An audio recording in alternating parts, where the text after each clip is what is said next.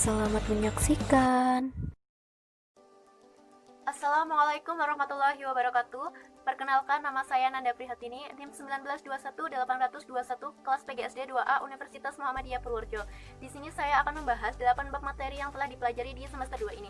Yang pertama ada sejarah bilangan, yang kedua ada bilangan dan lambang bilangan, yang ketiga ada himpunan bilangan, yang keempat ada operasi hitung bilangan cacah, yang kelima ada bilangan bulat, yang keenam ada FPB dan KPK, yang ketujuh ada bilangan rasional dan irasional, dan yang kedelapan ada aritmatika sosial. Yang pertama kita akan membahas sejarah bilangan. Sejarah bilangan yang pertama adalah sistem bilangan maya. Sistem bilangan maya mempunyai 20 basis, yaitu dimulai dari 0 sampai dengan 19. Angka 0 dilambangkan seperti ini, angka 1 dilambangkan oleh sebuah titik, angka 2 dilambangkan oleh 2 titik, angka 3 dilambangkan oleh 3 titik, 4 dilambangkan oleh 4 titik, 5 dilambangkan oleh sebuah garis, dan seterusnya hingga basis ke-20 yaitu 19. Contoh soal 180 dinyatakan dalam sistem bilangan maya, yaitu 9 kali 20 ditambah 0. Kenapa 20? Karena 20 itu diambil dari jumlah basis pada sistem bilangan maya. Jadi 9 kali 80 itu 9 kali 20 itu 180 ditambah 0. Maka sistem bilangan mayanya yaitu seperti ini. Seperti ini sistem bilangan mayanya. Setelah sistem bilangan maya, kemudian kita masuk ke sistem bilangan Babilonia. Sistem Babilonia mempunyai 5 basis, yaitu 0, 1, 10, 60, dan 600. 0 dilambangkan oleh lambang sigma, kemudian 1 dilambangkan oleh segitiga, kemudian 10 dilambangkan oleh lambang kurang dari, kemudian 60 dilambangkan oleh sebuah segitiga besar, 600 dilambangkan oleh dua segitiga, yaitu segitiga besar dan segitiga kecil. Contoh, 153 dinyatakan dalam sistem bilangan Babilonia. Maka 153 sama dengan 2 kali 60 ditambah 3 kali 10 ditambah 3 kali 1. Maka sistem bilangan Babilonianya yaitu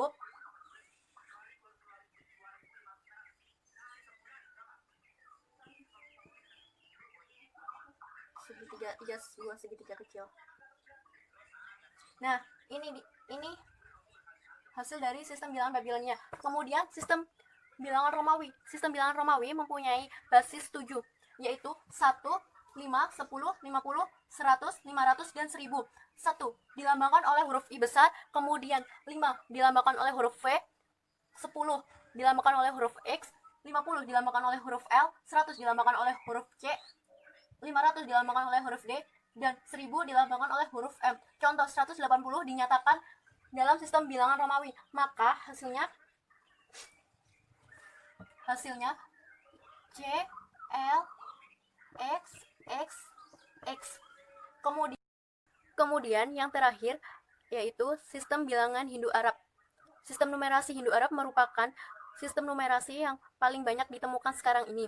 Sistem numerasi Hindu-Arab mempunyai 10 basis, yaitu 0, 1, 2, 3, 4, 5, 6, 7, 8, dan 9. Hal ini tidak diragukan lagi karena pemilihan 10 angka tersebut dipengaruhi oleh banyaknya jari yang dimiliki oleh kita. Kemudian kita masuk materi bab 2 yaitu bilangan dan lambang bilangan. Yang pertama yaitu membilang.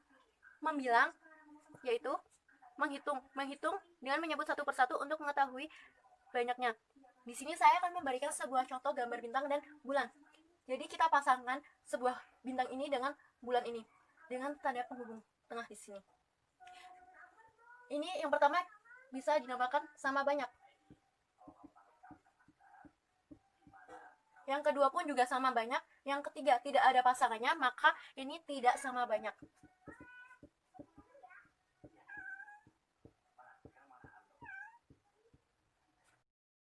Kemudian yang bawah ini merupakan contoh dari bilangan-bilangan yang memuat puluhan dan satuan yang dilambangkan sesuai dengan banyaknya puluhan dan banyaknya satuan yang tidak dapat terkelompokkan menjadi puluhan. Di dalam kotak ini terdapat 10 gambar pagar, dan di satu kotak lagi juga terdapat 10 gambar pagar. Kemudian di luar kotak terdapat 4 gambar pagar.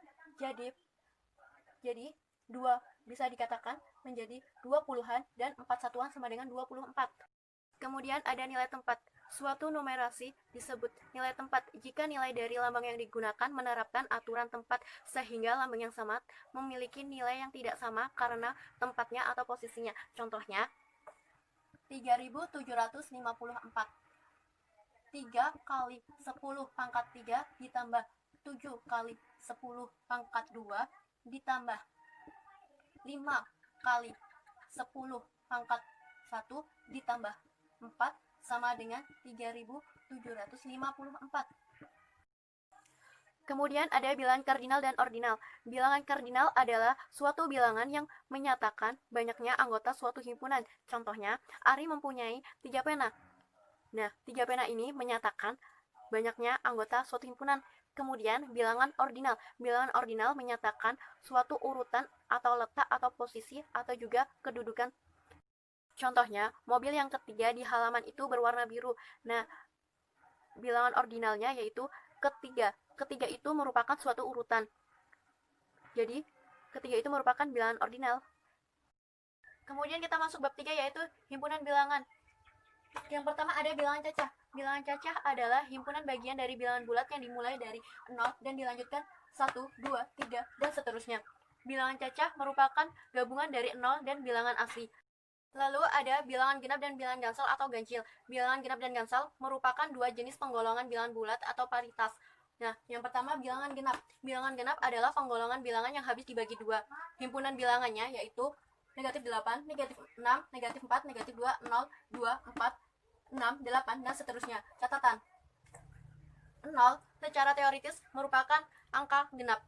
Ciri-ciri bilangan genap yang pertama yaitu merupakan bilangan bulat, kedua habis dibagi dua, ketiga berakhiran dengan 2, 4, 6, dan 8. Kemudian ada bilangan ganjil. Bilangan ganjil adalah penggolongan bilangan yang tidak habis dibagi dua. Himpunan bilangannya yaitu negatif 9, negatif 7, negatif 5, negatif 3, negatif 1, 1, 3, 5, 7, 9, dan seterusnya. Kemudian ciri-ciri dari bilangan ganjil yaitu merupakan bilangan bulat, tidak habis dibagi 2, berakhiran dengan 1, 3, 5, 7, dan 9. Kemudian ada konsep habis dibagi. Contohnya, jika 3 kali 4 sama dengan 12, maka 12 dibagi 3 sama dengan 4. Dapat dinyatakan bahwa 3 membagi 12. Kemudian 12 habis dibagi 3. Lalu 12 merupakan kelipatan dari 3. 3 merupakan faktor dari 12. Dan yang terakhir ada bilangan prima. Bilangan prima adalah bilangan yang hanya dapat dibagi oleh bilangan itu sendiri dan bilangan 1. Nah, bilangan prima dimulai dari 2, 3, 5, 7, 9, dan seterusnya. Kemudian kita masuk bab 4 yaitu operasi hitung bilangan cacah. Yang pertama ada penjumlahan. Sifat penjumlahan yang pertama yaitu bersifat tertutup. Artinya, penjumlahan dua bilangan cacah akan menghasilkan bilangan cacah juga. Kemudian sifat komutatif. Sifat komutatif yaitu sifat pertukaran. Maka di dalam sifat komutatif akan berlaku A plus B sama dengan B plus A. Contohnya, 2 ditambah 3 sama dengan 5. Sifat komutatifnya yaitu 3 ditambah 2 sama dengan 5. Kemudian sifat asosiatif atau pengelompokan. Di dalam sifat asosiatif berlaku dalam kurung A plus B ditambah C sama dengan A plus dalam kurung B tambah C. Contohnya, 2 ditambah 1 ditambah 2 sama dengan 5. Kemudian sifat asosiatifnya yaitu 2 ditambah 1 tambah 2 sama dengan 5. Kemudian memiliki unsur identitas 0. Contohnya, 4 ditambah 0 sama dengan 4. Kemudian contohnya lagi 0 ditambah 3 sama dengan 3. Kemudian yang kedua yaitu perkalian. Perkalian mempunyai sifat yang pertama ada sifat komutatif atau pertukaran, yaitu berlaku A kali B sama dengan B kali A. Contohnya, 2 kali 1 sama dengan 2. Sifat komutatifnya yaitu 1 kali 2 sama dengan 2. Kemudian sifat asosiatif atau pengelompokan, yaitu berlaku dalam kurung A kali B kali C sama dengan A kali dalam kurung B kali C. Contohnya, 2 kali 1 dikali 2 sama dengan 4. Kemudian sifat asosiatifnya yaitu 2 dikali dalam kurung 1 kali 2 sama dengan 4. Kemudian ada sifat distributif yaitu berlaku dalam kurung A plus B dikali C sama dengan dalam kurung A kali C plus dalam kurung B kali C. Contohnya, dalam kurung 2 plus 1 dikali 3 sama dengan 9. Kemudian sifat distributifnya yaitu dalam kurung 2 dikali 3 ditambah 1 kali 3 sama dengan 9. Kemudian memiliki unsur identitas 1, yaitu 1 kali A sama dengan A kali 1 sama dengan A. Contohnya, 1 kali 3 sama dengan 3. Maka unsur identitasnya yaitu 3 kali 1 sama dengan 3. Kemudian, semua bilangan cacah apabila dikalikan dengan 0, maka hasilnya akan 0. Kemudian pengurangan. Pengurangan bilangan cacah B dari bilangan cacah A ditulis A kurangi B menghasilkan C. jika dan hanya jika C plus B sama dengan A. Contohnya, 11 dikurangi 5 sama dengan 6. Sebab 5 ditambah 6 sama dengan 11. Kemudian ada pembagian. Sifat pembagian itu kebalikan dari sifat perkalian. Contohnya, jika A kali B sama dengan C, maka C bagi A sama dengan B. Contohnya, 2 dikali 2 sama dengan 4. 4 dibagi 2 sama dengan 2. Kemudian ada notasi pangkat. Jika A dan N masing-masing merupakan bilangan asli, maka pangkat ke N dari A dituliskan A pangkat N, di mana A merupakan bilangan pokok. Kemudian N merupakan pangkat atau eksponen. Kemudian AN merupakan bilangan berpangkat. Contohnya, 7 pangkat 2 sama dengan 7 kali 7 hasilnya 49. Kemudian kita masuk bab 5, yaitu bilangan bulat. Yang pertama ada konsep bilangan bulat. Bilangan bulat terdiri dari bilangan cacah. Bilangan bulat positif yaitu dimulai dari 0, 1, 2, 3, dan seterusnya. Kemudian bilangan bulat negatif dimulai dari negatif 1, negatif 2, negatif 3, dan seterusnya. Kemudian ada sifat-sifat bilangan bulat. Yang pertama ada komutatif atau pertukaran. Kemudian ada sifat asosiatif atau pengelompokan. Ketiga ada sifat distributif atau penyebaran. Kemudian ada sifat tertutup, elemen inverse, ada elemen identitas, dan perkalian dengan 0. Kemudian ada operasi hitung bilangan bulat. Yang pertama yaitu penjumlahan. Penjumlahan bersifat tertutup, artinya penjumlahan dua bilangan bulat akan menghasilkan bilangan bulat. Kemudian sifat komutatif atau pertukaran, yaitu berlaku A plus B sama dengan B plus A. Contohnya, 3 ditambah 2 sama dengan 2 ditambah 3 sama dengan 5. Kemudian ada sifat asosiatif atau pengelompokan, yaitu berlaku dalam kurung A plus B ditambah C sama dengan A plus B plus C. Contohnya, 2 ditambah 1 ditambah 1 sama dengan 2 ditambah 1 ditambah 1 sama dengan 4. Kemudian ada sifat identitas terhadap penjumlahan. Unsur identitas dalam penjumlahan itu adalah 0. Contohnya, 0 ditambah 8 sama dengan 8. 8 ditambah 0 sama dengan 8. Kemudian ada unsur inverse atau lawan, yaitu biasanya unsur inverse itu dituliskan seperti ini. A plus negatif A sama dengan 0. Contohnya, 1 ditambah negatif 1 sama dengan 0. Kemudian ada sifat distributif, yaitu A kali B plus C sama dengan AB plus BC. Contohnya, 2 dikali 2 plus 1 sama dengan 2 dikali 2 ditambah 2 dikali 1 sama dengan 6. Selanjutnya yaitu pembagian. Di dalam pembagian berlaku bilangan positif dibagi bilangan positif, maka hasilnya positif. Contohnya, 2 dibagi 2 sama dengan 1. Kemudian bilangan positif dibagi bilangan negatif, maka hasilnya negatif. Contohnya, 2 dibagi negatif 2 sama dengan negatif 1. Kemudian bilangan negatif dibagi bilangan negatif, maka hasilnya positif. Contohnya, negatif 3 dibagi negatif 3, maka hasilnya 1. Nah, kemudian kita masuk materi bab 6, yaitu FPB dan KPK. Yang pertama, ada kelipatan. Kelipatan yaitu suatu hasil perkalian suatu bilangan dengan bilangan lain. Cara menentukan kelipatan yaitu dengan cara mengalihkan suatu bilangan dengan bilangan asli secara berurutan. Nah, bilangan asli itu sendiri dimulai dari 1, 2, 3, 4, dan seterusnya. Untuk lebih jelasnya, saya akan memberikan contohnya. Nah, di sini contohnya, tentukan kelipatan dari 3. Caranya yaitu dengan cara mengalihkan suatu bilangan dengan bilangan asli secara berurutan. Karena yang dicari adalah kelipatan dari 3, maka bilangan asli yang pertama adalah 1 dikalikan 3 sama dengan 3, kemudian 2 dikalikan 3 sama dengan 6, kemudian 3 dikalikan 3 sama dengan 9, dan seterusnya. Jadi, kelipatan dari 3 adalah 3, 6, 9, dan seterusnya. Kemudian ada kelipatan persekutuan dua bilangan. Nah, perlu diingat persekutuan itu sama ya. Jadi untuk lebih jelasnya saya akan memberikan contohnya. Di sini tentukan kelipatan dari 3 dan 4. Nah, caranya pun juga sama dengan cara mengalihkan suatu bilangan dengan bilangan asli secara berurutan. Jadi, ini yang pertama kita cari kelipatan 3 terlebih dahulu. 1 kali 3 sama dengan 3, 2 kali 3 sama dengan 6, 3 kali 3 sama dengan 9, 4 kali 3 sama dengan 12, dan seterusnya. Kemudian kita juga mencari kelipatan 4.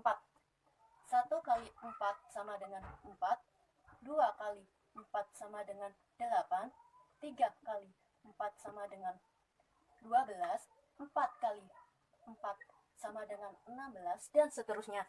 Jadi, untuk mencari kelipatan dua bilangan, kita harus menentukan hasil dari dua kelipatan yang sama. Di sini, hasil kelipatan yang sama dari kelipatan 3 dan 4 adalah 12.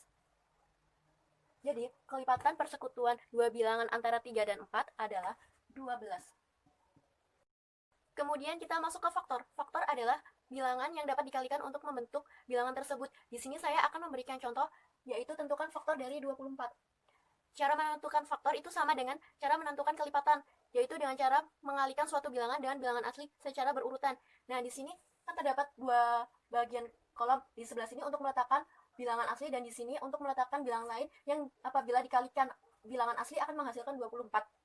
Jadi, di sini ditulis 24, kemudian di sini bilangan aslinya 1 dikalikan berapa agar menghasilkan 24, berarti 1 kali 24, kemudian selanjutnya 2 kali 12, kemudian selanjutnya 3 kali 8, selanjutnya 4 kali 6, selanjutnya 5 tidak bisa karena semua bilangan tidak ada yang bisa dikalikan dengan 5 yang menghasilkan 24. Jadi kita lanjut ke 6. 6 kali 4 menghasilkan 24. Nah, di sini terjadi pengulangan. Apabila terjadi pengulangan, kita tidak perlu dituliskan kembali. Jadi ini saya hapus. Nah, jadi faktor dari 24 adalah ini dituliskan semua. 1, 2, 3, 4, 6, 8, 12, dan 24.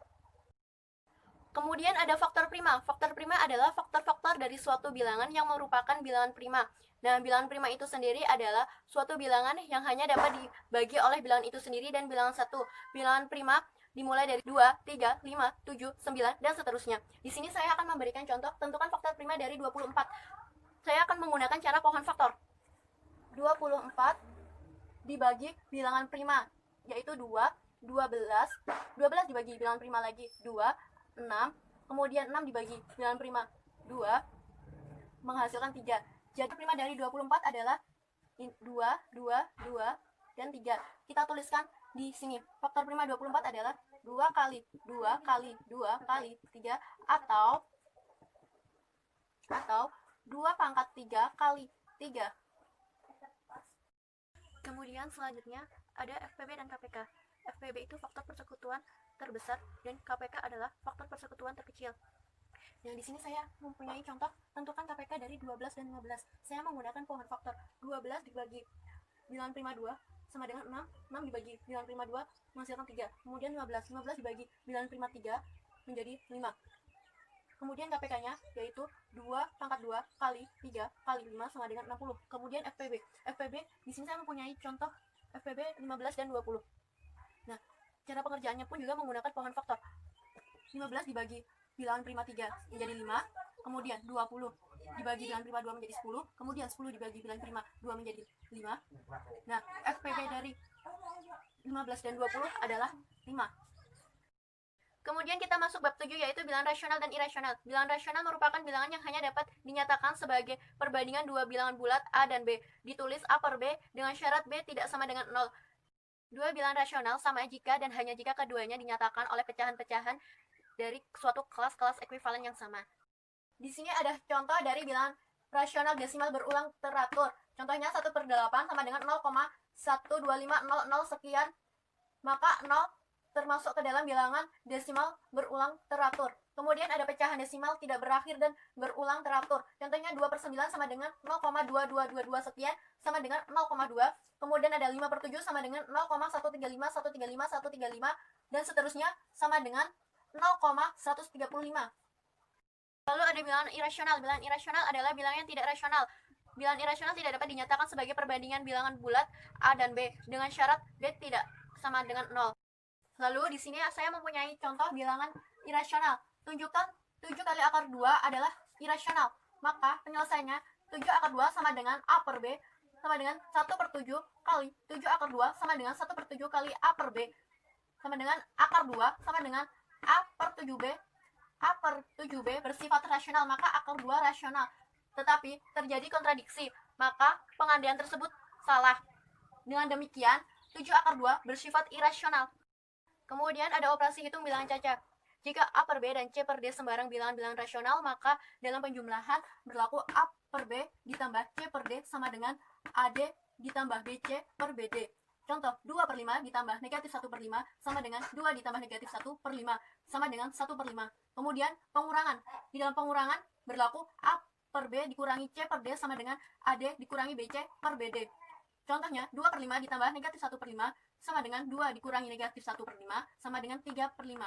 Kemudian ada perkalian. Di dalam perkalian berlaku A per B dikali C per D sama dengan AC per BD. Contoh, 2/5 dikali negatif 1/5 sama dengan 2 dikali negatif 1 per 5 kali 5 sama dengan negatif 2 per 25. Kemudian pembagian berlaku A per B dibagi C per D sama dengan AB dikali D per C sama dengan AD per BC. Contoh, 2/5 dibagi negatif 1/5 sama dengan 2/5 dibagi 5 per negatif 1 sama dengan 2 kali 5 per 5 kali negatif 1 sama dengan 10 per negatif 5 sama dengan negatif 2. Kemudian yang terakhir bab 8 yaitu aritmatika sosial. Aritmatika sosial adalah suatu penerapan dasar-dasar perhitungan matematika dalam kehidupan sosial sehari-hari. Nah, yang pertama ada mata uang. Mata uang adalah alat tukar standar yang digunakan dalam kegiatan perdagangan. Nah, nilai mata uang rupiah itu sendiri terdiri atas 50-an rupiah, 100 rupiah, 200 rupiah, 500 rupiah, dan seterusnya. Nah, di sini saya mempunyai contoh 5.250 apabila dikelompokkan menjadi masing-masing ke dalam rupiah menjadi satu lembar 5.000 rupiah, satu keping 200 rupiah, dan satu keping 50 rupiah. Kemudian selanjutnya ada uang dan perdagangan. Uang dan perdagangan itu berkaitan dengan keuntungan dan kerugian. Nah, di sini rumus keuntungan sama dengan harga penjualan dikurangi harga pembelian. Nah, bisa dikatakan untung apabila harga penjualan lebih besar daripada harga pembelian. Dan kemudian ada rumus kerugian. Rumus kerugian yaitu harga pembelian dikurangi harga penjualan. Dikatakan rugi apabila harga penjualan lebih rendah dari harga pembelian. Nah, kemudian ada presentasi keuntungan, yaitu presentasi keuntungan sama dengan jumlah keuntungan per harga pembelian dikali 100%. Kemudian presentasi kerugian. Presentasi kerugian sama dengan jumlah kerugian per harga pembelian dikali 100%. Nah, yang terakhir ada pinjaman dan tabungan. Di dalam pinjaman dan tabungan terdapat bunga tunggal. Apa sih bunga tunggal itu? Bunga tunggal adalah perhitungan bunga yang diperoleh berdasarkan besar modal yang ditanam di suatu tabungan sebagai uang pertama. Lalu ada bunga uang tabungan, yaitu selisih antara uang setelah masa akhir tabungan dengan uang pertama kali menyimpan atau modal. Nah, rumus besar bunga yaitu MA sama dengan M plus M kali P, atau MA sama dengan M kali 1 plus P, di mana MA adalah modal akhir, kemudian M adalah besarnya simpanan atau modal, kemudian P adalah suku bunga.